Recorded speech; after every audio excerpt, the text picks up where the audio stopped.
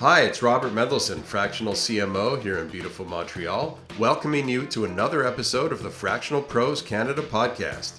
We're part of Fractional Pros Canada, the home for Canada's fractional community, and you can find us on Facebook. We bring you conversations about everything fractional that matters for fractional executives and businesses from coast to coast.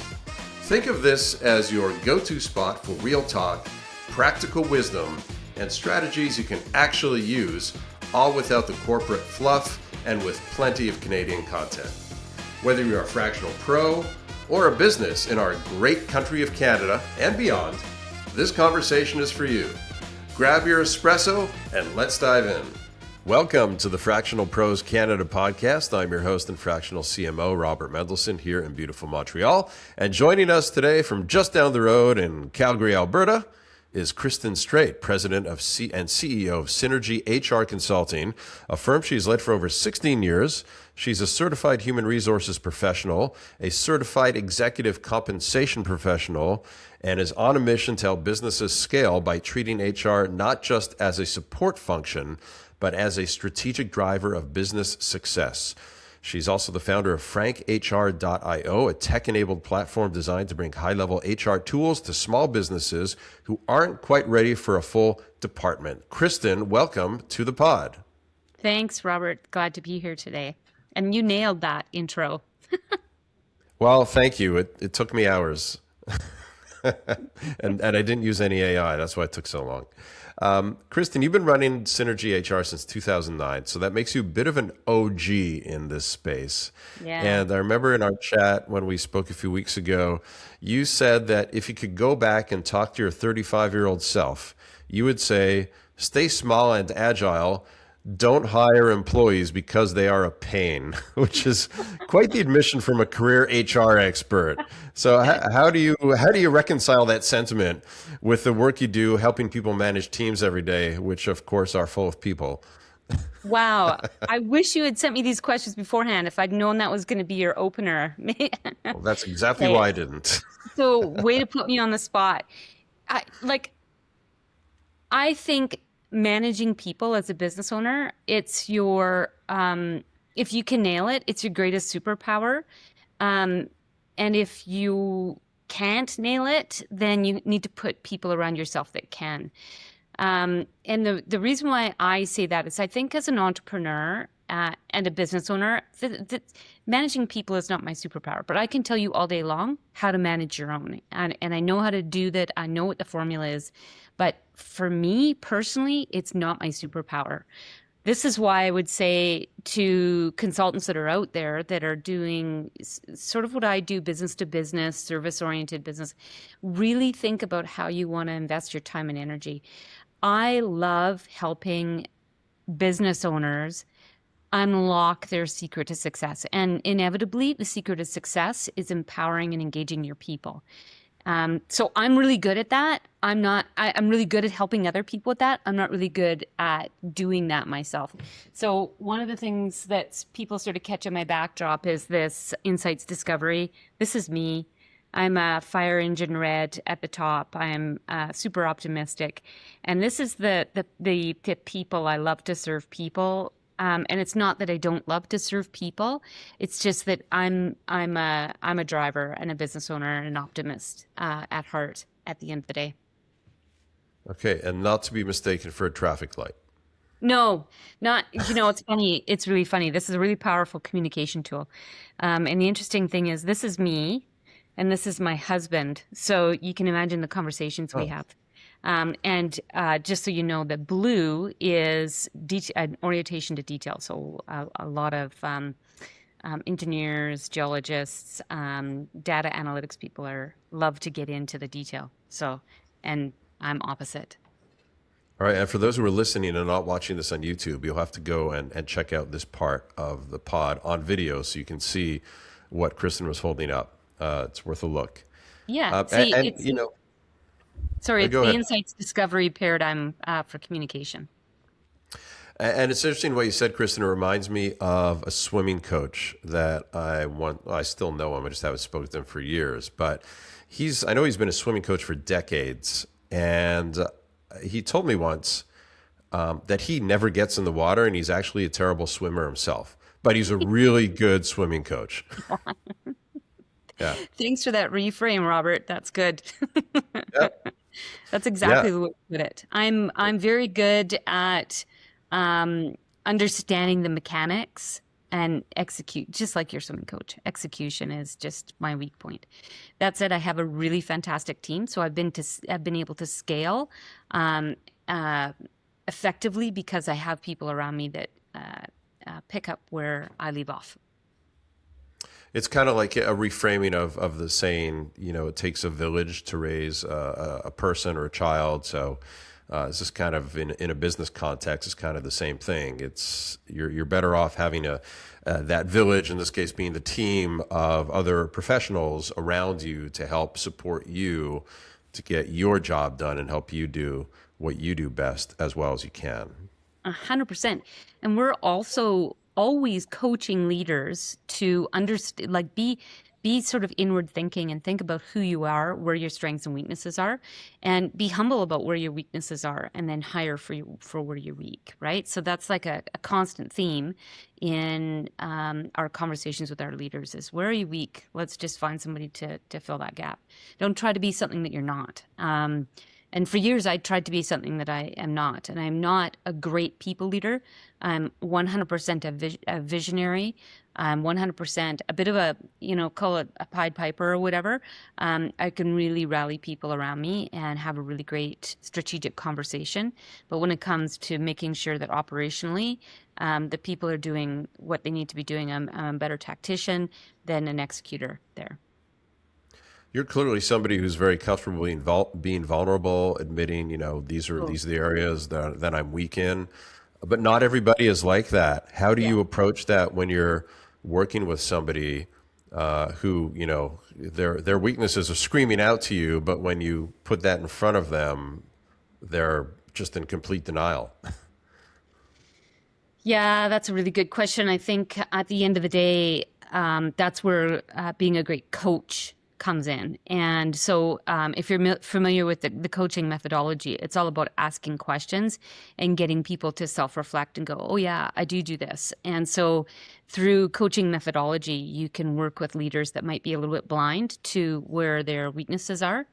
And also, I think, from a business perspective, it's prudent to tie when you're having those, like we would call those sort of crucial conversations or critical conversations. When you're having those conversations, tie them to real life outcomes. Why do you think you didn't achieve X, Y, Z? And those crucial conversations, when tied to like solid, real business outcomes, can, in a very sneaky way reveal where the weaknesses are. And often the leaders, in a position where they have to go, oh yeah, maybe that was me at the end of the day, or maybe I do have a gap there in the organization, and make it less about the person than it is about the organization's functionality. But sometimes we fail, and sometimes it's just not a good match. And I think we work best with organizations and leaders who are ready to sort of open up, the junk drawer and go through it and decide what to keep and what not to keep. And so if you're ready to scale, if you're ready to change, if you're ready to build a great workplace, or you've built a great workplace and you're already vulnerable and humble, those are the ideal clients for us that really want to sort of accelerate things by tapping into their people's potential and recognizing their own strengths and weaknesses, putting their superpower cape on.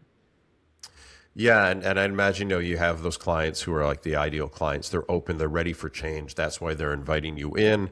And then you might have others, maybe a CEO or a founder who's just getting pressure from, their board or the rest of the C-suite, who are like, you really need to take care of this issue that comes up over and over again. We want you to work with Kristin, and CEO founder says, okay, I'll do it, but they're really not into it. They're just kind of going through the motions just to make the other folks happy and be able to say, well, you see, I tried, I listened to you, but it didn't work.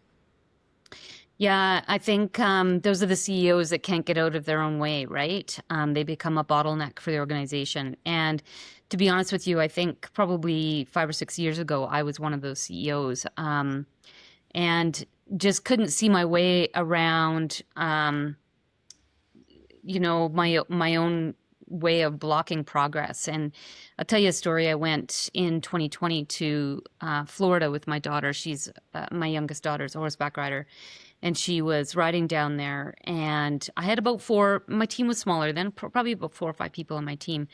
But what I realized when I came back is I was gone for 5 weeks.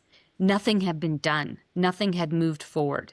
It was basically a 5-week break for my team, and I had to really sit back and look at what I was doing to get in the way of forward progression. And at that point, I had my fingers on all the dials, and I was micromanaging people, and I hadn't delegated. I hadn't given people the authority and the discretion to make decisions on behalf of the clients and on behalf of the business. And so I really had to sort of step away from that and say, okay, what can I give up? And what I had to wrap my heart and my brain around is this idea of failure. And I actually don't believe in the F word. It's probably one of the dirtiest words in my vocabulary. I believe in learning. And so I had to allow my team to make mistakes and become accountable for the outcomes, and without penalty, without fear, without repercussion other than learning. And when I started doing that, Robert, it was a game changer. And today, the interesting thing is I'm leveling up. I'm becoming the CEO that the organization needs, but not without a lot of anxiety and imposter syndrome. And, I have my team now doing the invoicing. And so I'm so far away from operations now that, I don't know what's going on a month-to-month basis until I get the financial reports and the KPIs and the dashboards. And I get to the end of the month and I'm like, I don't know if we made it. And I'm always really excited and pleasantly surprised to find that my team is really driving results for my business. And I think it'll still take a few more months for me to get to the point where I'm like, yeah, they got this. But at the end of every month, I'm a little bit looking at the P&L and looking at the financials and going, did we cross the line? And so yeah, we're doing great things, and my team is fantastic for taking the ball and running with it now. It's taken a long time though. To paraphrase the famous song, letting go is hard to do. Of course. And we work quite regularly with clients where the CEO is just like me. So it's very easy for me to have conversations with those leaders and go, yeah, I was there, totally get it. I love this seat that I'm in. Don't get me wrong. I'm an HR practitioner by training, but my heart is in being an entrepreneur and a business owner. I actually love being able to drive this bus. It's very exciting, and I feel privileged. It's really interesting how, when we start to finally let go, which really means delegating more important responsibilities to the team, under us or around us, how it actually is very positive for those people around us, because they finally feel like, okay, I'm finally able to do something that I'm responsible for, that I can own. And it's very motivational. And, we know all the studies show that, the amount of money somebody's making at their job only goes so far as motivation. And the other missing piece is, I want to feel like I'm actually accomplishing something and not just like sitting around the office for 8 hours every day, earning my dollars and having no fulfillment. And it makes me think about, especially right now, there's a lot of downsizing going on for all sorts of reasons. And I've experienced it myself in my own business and speaking to other entrepreneurs, that when a business has to downsize, there's often a point where there is downsizing that happens, the team gets smaller, and there's more responsibility shifted to everybody in the team, but somehow the business still does just as well, and in some cases does even better. And then the hindsight 2020 look in the mirror is, wow, looks like, we had too many people here for a long time, as it turns out, because we're doing just fine. And in fact, the team is tighter than ever because we got smaller. And there's always that fine line between, we downsized by X and then we downsized by Y. And the Y part was like, okay, now there's too much stress and everybody's stressed out and it's having a negative effect. But there's a point where there's that positive effect. And it's always interesting to me I guess from a social experiment lens, how, being able to do more with less is actually rings true in a lot of business cases. Yeah. And so there's two components to this. One, human nature, first and foremost. I don't know about you, but if I don't have enough on my plate, I kind of get apathetic and unmotivated. I feel more fatigue. It doesn't mean that, I need to be going 120% all the time, because that's going to make me sick. But the average human being behaviorally wants to feel like they're making a contribution and wants to feel like, they get up every day and they go into work and what they're doing actually helps the company move in the direction that they want to be going in. We also know that humans need what I would call momentum, right? So you need a critical capacity to keep going. And when that critical capacity goes, I would say, below 80 or 90%, then you start to feel apathetic and less motivated. And, you've got time to procrastinate and stuff like that. And so I sort of think about this when I'm working with leaders that are looking at workforce planning or right sizing, we like to call it. It's, how much is Jane actually working? Is she actually doing, 90, is she at 90% capacity? Because I think the optimal place for an employee to be is somewhere between 90 and 110% capacity. 110% capacity, and over a long term, you're going to lead to burnout. And that 110% capacity doesn't give that person any time to think about how to do things better. So this notion of systemic innovation. 90% capacity, and now you've got 10% thinking room. Am I doing this right? Am I going to make a mistake if I do this? How is this going to impact us 3 months, 6 months, 10 months down the road? Is there a better way to do this? And that's where you give your employees a little bit of room to think strategically about innovating a more efficient way of doing things. So there's that. And then I want to tackle that notion of downsizing. I mean, companies get into that conundrum of having to downsize for multiple reasons.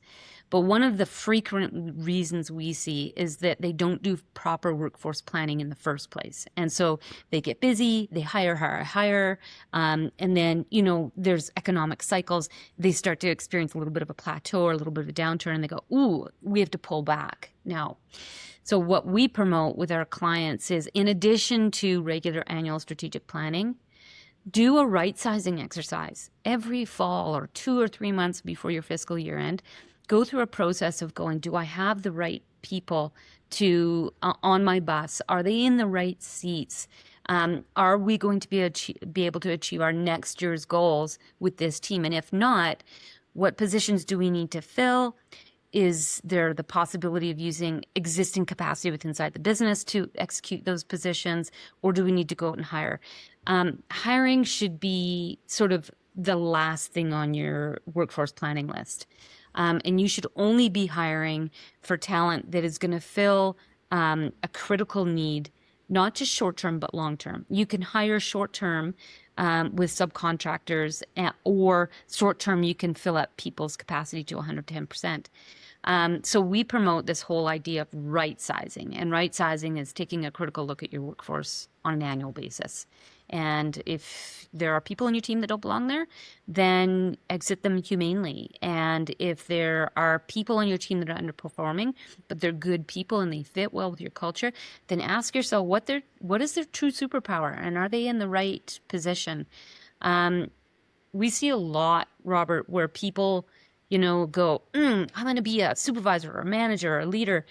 And what they're really good at is the technical part of the job. And there's this sort of, call it false ambition, or maybe misdirected ambition sometimes in individuals and organizations, that ends up landing them in positions that they're not going to be super successful at. And so I think it is really wise to use profiling tools and engagement opportunities to really start to uncover what people's true superpowers are. Where does their heart really lie? Where's their skills? And then, make sure that you funnel them in that direction so that they can experience success every day instead of being frustrated by, maybe being like me, being a people leader when I'm not really great at that. I'm better at being a visionary. There's some companies who run on the formula that at the end of every year, the bottom 10%, the worst performing 10% of the workforce, we're going to cut. What's your take on that? Well, wasn't that the Jimmy Pattison approach to sales in BC in the early 80s, where the least performing salesperson got cut? Well, from an HR perspective, let's put my HR hat on here. So we have legal responsibilities to employees that we hire to make sure that they're safe and well and there's nothing getting in the way of their success. So I don't have a problem with, for lack of a better word, culling your workforce so that, everybody has the runway to perform at their optimal stage. But I think you need to sit down and really ask yourself and the employee why they're not performing well. And so we have something in Canada called a duty to inquire. And so I think if you have an employee that is underperforming, you need to ask them, what's getting in the way of your success? You might find out that they have a personal problem, or maybe they're not sleeping well, or they're in a position where they don't feel like they can be successful, or maybe it's something simple like their computer keeps breaking down. That duty to inquire, asking that employee what's getting in the way of their success. First of all, that is a box we need to check legally. But secondly, there might be a problem there that you can easily solve, very easily solve.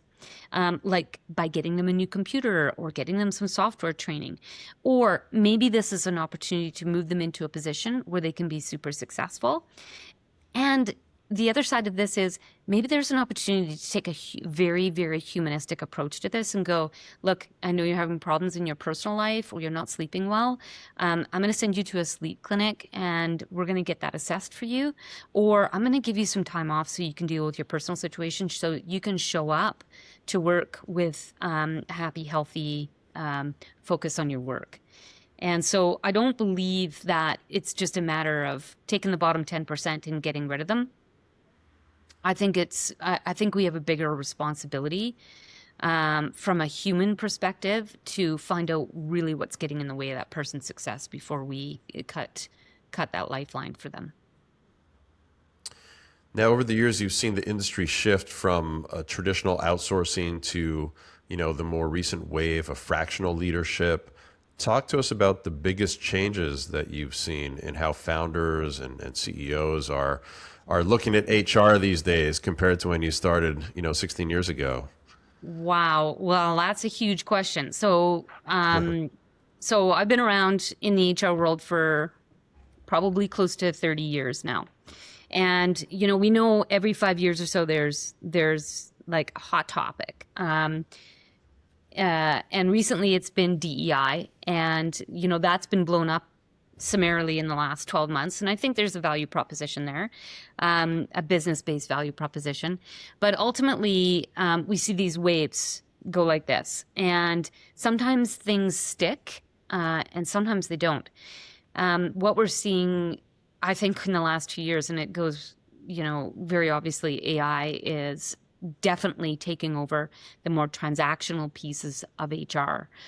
So in my professional industry, I think there's going to be an erosion at the bottom 3 or 4 rungs of the professional ladder, where we don't see the HR admin, the HR coordinator, the junior recruiters coming in, because AI is going to provide that functionality for businesses, which I think is really, I really had to get my head and heart around that technology piece. Which is why we developed Frank HR, because we wanted to be a leader in the small business space when it came to using technology to drive excellence. So I am seeing an erosion on the transactional side, and I'm seeing a movement towards HR professionals becoming business partners at a very high level. And so this is where I think the fractional piece is it is where we're going and where we're going to be over the next 5 to 10 years. I think we're going to see a lot of businesses getting rid of their in-house HR teams, the fractional component, adopting technology to take over those day-to-day systems and processes that are part of running a great HR function inside your business. And then they'll lean on fractional pros like us to execute on strategy, define the future, take care of difficult employee relations issues, be more of a strategic tactician in the business. I definitely think that if businesses want to be effective and efficient, they need to be implementing technology, and they need to be leaning heavily on fractional pros that are interested in partnering deeply with the business. So, for instance, our clients all get access to Frank HR, which is their sort of transactional HR tool. And then they use us as their fractional HR team. And so we have a whole team that takes care of compensation. We can take care of benefits and payroll, but we really like to take care of the strategic part of HR. Like, where are you going? How do we engineer today's solutions that help you get there by empowering your people? And the difference between what we did 10 years ago and what we're doing today, because 10 years ago we were doing what we called outsourced HR, is the minor difference is that we become deeper partners in the business as fractional pros. So we become your HR team. The benefits to having a fractional team of any sort, whether it be a fractional CFO, fractional quality, fractional marketing, fractional leadership, fractional HR, is that you get deep, broad expertise at pennies, like at a fraction of the price of hiring one in-house HR person. And Robert, you expound the benefits of fractional solutions all day, every day.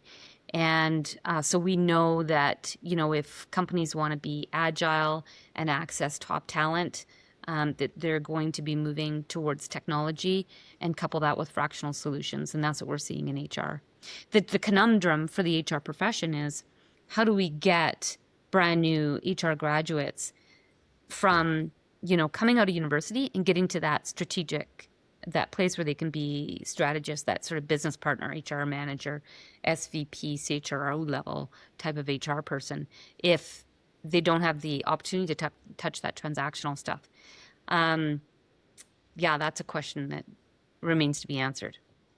Yeah, that's definitely the big challenge, I think, across all the job positions. Anybody who's starting out with AI, starting to replace those lower level, very automatable positions. That's the conundrum. How do you get that experience at the low levels if there's no way to get that experience at the low levels anymore? How do you jump up? And we'll see where that goes. That's definitely the big challenge across the board. Let's talk about also your superpower, I'll call it, of connection. You've built the Synergy Collective. You have a network of over 110, I think it's, vetted partners at this point. And a lot of fractionals struggle with business development. Tell us about the secrets, the tricks, the tips, the hacks. How did you go about building an ecosystem where warm intros replace the cold call grind and the need for Google ads and all that stuff? You know what? I've done everything over the last 10 years to scale my business. And I do run a Google ads campaign and a Meta campaign with like very little success. That's really not like from a business to business service model. That's really not going to grow your business. And I have found repeatedly over the last, 20 years that we've been doing this, that the key to growing your business to business service, fractional service business, is through really powerful relationships. And I'll be completely vulnerable and honest with you. I used to hate working with CFOs because CFOs always used to see HR as sort of this cost center rather than a strategic partner. But what I have found is some of my best referral partners are fractional CFOs that walk into a business and they're walking into like 6 to 10 businesses at a time, and they're being told, look after HR. And they're like, wait a second, it's not really in my purvey. And so we find that those fractional CFOs that are working with multiple clients, which are the same clients that we're chasing, are ideal referral partners for us. So a couple of years ago, I doubled down on building really effective referral partner relationships with people that are in my ideal customer space. And let me say that my Synergy Collective is, I'm going to call it it's a broad net. Not everybody in the collective refers people to me, and I'm okay with that. It's really about me being able to deliver really high quality information to my referral partner network that they can then make the choice to pass along to their clients. So we have a webinar series, we do occasional mail outs. We try not to flood people with information. We just like to tackle really hot topics. So our webinars last year focused on compensation, right sizing. We talked about DEI and whether or not it was actually dead or what the business case was for it. And then our most recent webinar tackled strategy and how to build an effective strategy for your business. So these aren't just HR topics. They have an HR element to them or a people element to them, but they're broad sweeping business topics that we pass along through our referral partner network. To me, that's the key. People get to know you. We're getting to know each other. You start to feel, to me, the referral partner network is the trusted partner network. If you're in a client space and you love your client and you know that you share the same values that we do at Synergy, in terms of caring for people's businesses, then you're more likely to make a referral to me, and I am more likely to have success in that business because we have a shared value stream and a shared perspective. So I always ask the question when I'm talking to people like you and meeting people like you, can I add you to my collective? Can I add you to my referral partner network? And I don't expect anything from you except that maybe you'll share my information every now and then. I don't have, don't kick people out of my referral partner network. I'll tell you about this really powerful experience I had with my Synergy Collective recently. I had a partner call me, a referral partner call me, and she said, look, I have a client that has a really nasty PR issue and I need a PR specialist. And I can't tell you what the issue is and I can't tell you what the client is, but I really need a PR specialist. So I actually got on my mail and I sent a mail out to the referral partner network and I said, look, I got a nasty situation here. Someone in our network really needs a rock star PR person to deal with a PR nightmare. Can you send me a direct email? Click here to send a direct email to give me a referral. And I think in the period of like 3 hours, I got 6 referrals. And so I was able to pass those referrals on to my valued client. That's the real power there. Is not about people referring people to me, but us helping each other when we're in times of crisis and need, and being able to reach into that network and go, please help. And it was super powerful. I was really impressed by that. Well, this is a great time to take a moment and tell everybody about our sponsor today, Fractional Pros Canada, which is, of course, a free community for any fractional executive in Canada to join. So if you're listening and you're not already a part, head over to Fractional Pros Canada. There's a Facebook group. You can also find us on LinkedIn. And there's also a new offering now. The fractional space is getting crowded and everybody's looking for another way to stand out. And that is exactly why we've now added the directory to the fractionalproscanada.ca website. It's the place where you can go to plant your flag, show you're a serious professional. The community is for connection. The website is for business. So you can level up your game. Go to fractionalproscanada.ca, join the directory, get listed, and show the market that you're open for business. All right, Kristin, let's talk a little bit more about AI. So you have a very grounded perspective that AI is great for transactional tasks like writing job descriptions, Yeah. but is dangerous for, I think you called it the human nuance. And tell us a little bit more about that. When you're dealing with sensitive issues, accommodations, performance reviews, personal crises, is that where you draw the line?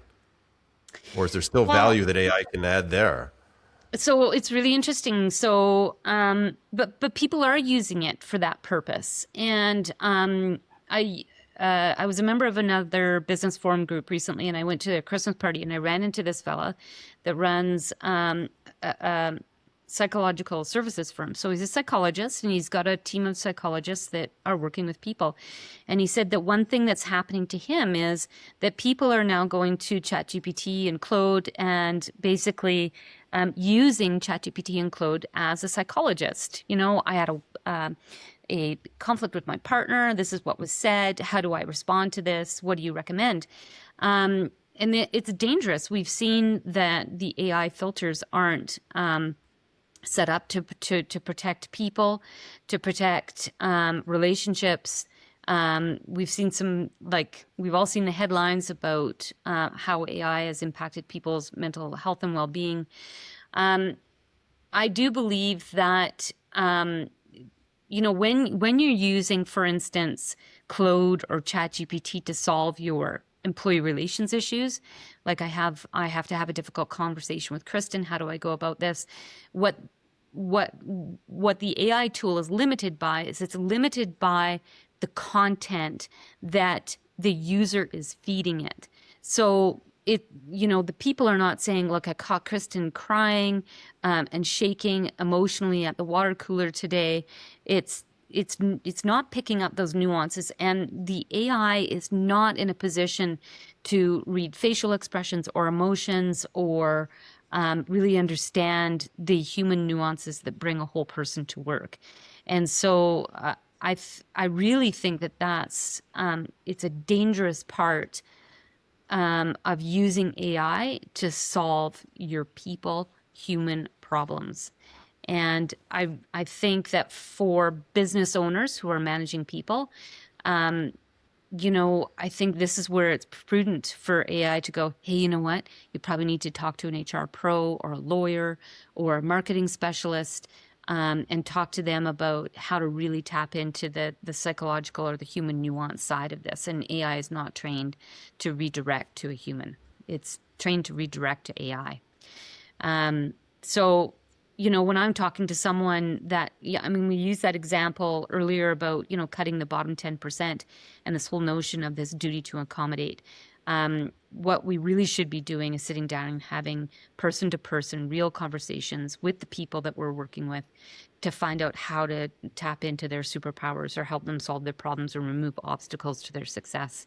And that's the human nuanced piece, the emotional connection, because we're always going to need humans in businesses, and maybe AI is going to come in and take over some of the more of transactional pieces. But at the end of the day, we still need to be face to face with people. So make sure that you keep a human in the loop, even if it's a highly automated AI-powered process. You still need a human there. I mean, that's definitely something that I've seen from firsthand experience. And companies who are doing it right with AI are doing it that way. It's not 100% AI. There's always a human involved, or maybe more than one, to oversee, to make sure, to check, and to make sure that that human element that AI just cannot replicate is still in the process. Robert, we're releasing early January our new HR agent on the Synergy website, the landing page. So we want to be able to provide people who land on our Synergy website the opportunity to ask the bot questions. And we are specifically in the process of training that bot to come back with, relevant information related to legislation and employment standards.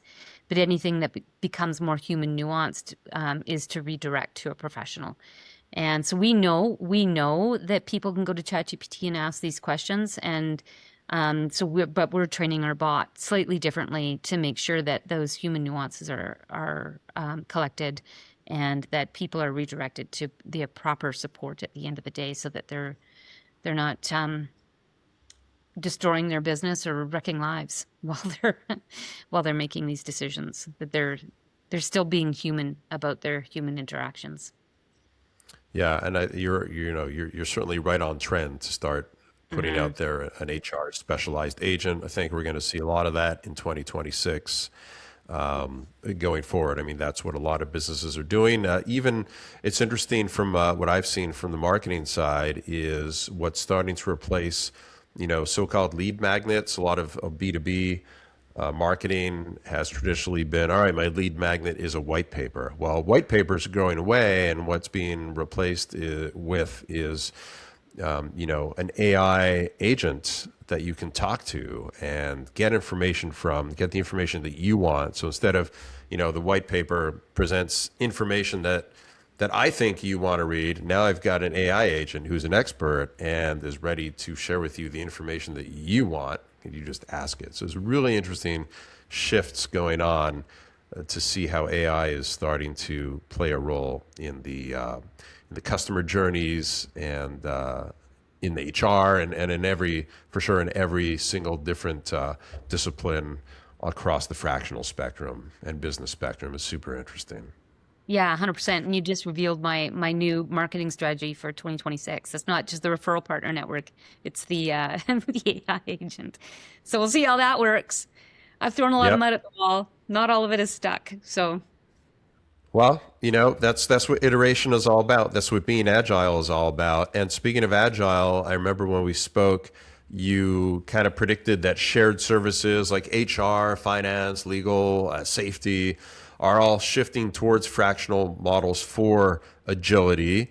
And there's obviously risks that go along with that for doing it wrong. And you shared with me a cautionary tale about a peer group member in the construction industry who ended up with $2 million offside with the CRA because they weren't paying remittances.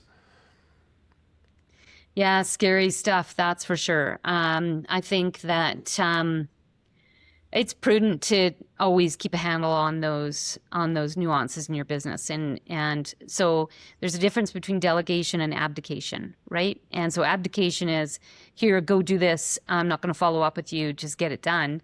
And delegation is has an accountability component to it, so it's about giving someone a task or a job to do and then following up to make sure they actually do it. And so in that particular case, there was a degree of abdication and a surprising miss in the business over long term. So yeah, it's dangerous. And it's so tempting now, and it's so easy to just, say, all right, I've spent months, I've spent dollars building this AI powered workflow. It works great. Abdication, right? Yep. Here, go do this. I never have to check it. It's going to be fine. Yep. And that's where the mistakes will happen. That's where the problems will arise. Yeah. Yeah. And I think, if I had to be vulnerable one more time, I think that that's probably where I failed as a leader is in terms of leading people is I have, a million things going on. I love to chase shiny things. I'm an innovator and suffer from, lots of things coming at me all the time. And so it's easy for me to go, here, take this, do it, and walk away. And so to me, what I was missing is that accountability component. And, I don't necessarily have oodles of time to hold people accountable. So if I give you something, I want you to go do it. But sometimes people don't know how to do it. And so things weren't happening the way that they should have been happening in my business. And hence I ended up hiring someone that was better at the accountability piece than I was. So Do you think we're moving towards the day where you have an AI accountability agent who is responsible for holding all the other AI agents accountable to make sure they actually did what they were supposed to do and did it right? yeah, sure, we can build anything nowadays. You can vibe code an app in under 15 minutes on the top of a surfboard. So why not? I think the key component to that is still that interface, that dashboard that comes back to the leader in the business that says, here's what happened this week. And the other aspect of this that I'm a little bit of afraid of it. I listened to a podcast the other day from I forget what the podcast was called, but it was a very doom and gloom AI podcast, and it kind of made me go, geez, what's the point of all this if we don't have any control over it? I still think AI is going to miss that human nuance that, here's the metric that says that everything's happening the way that it's supposed to be happening. But are people happy? Are the people that are executing it doing it with glee and joy? And I don't know that we can measure that without having that human interaction. But yeah, I mean, if I had an AI accountability bot that gave me a dashboard every week, I'd be pretty happy about that. Is it coming? Probably.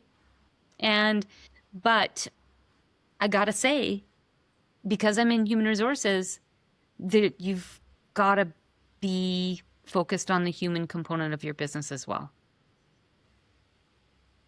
Is my career going to end? 2026 is going to be interesting because of that.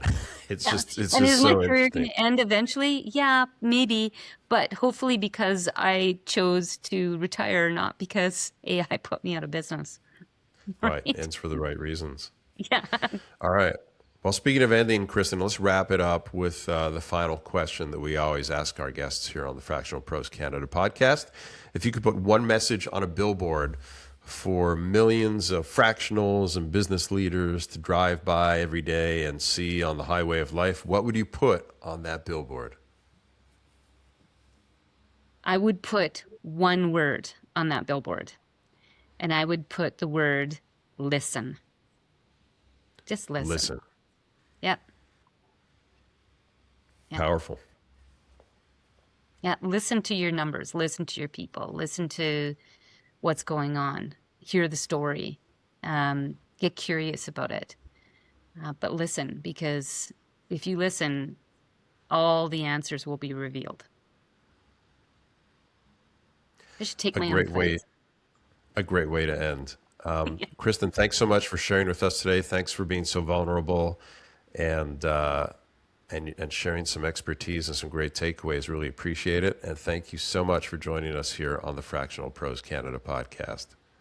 Thanks for having me, Robert. Really appreciate the time. That's a wrap on another episode of the Fractional Pros Canada podcast. If you're a fractional professional based in Canada, we'd love to have you join us in the Fractional Pros Canada Facebook group, the home for Canada's fractional community. It's where Canadian fractional executives connect, share insights, and help each other succeed. Until next time, I'm Robert Mendelson, Fractional CMO. May your impact be full-time, even if your hours are fractional.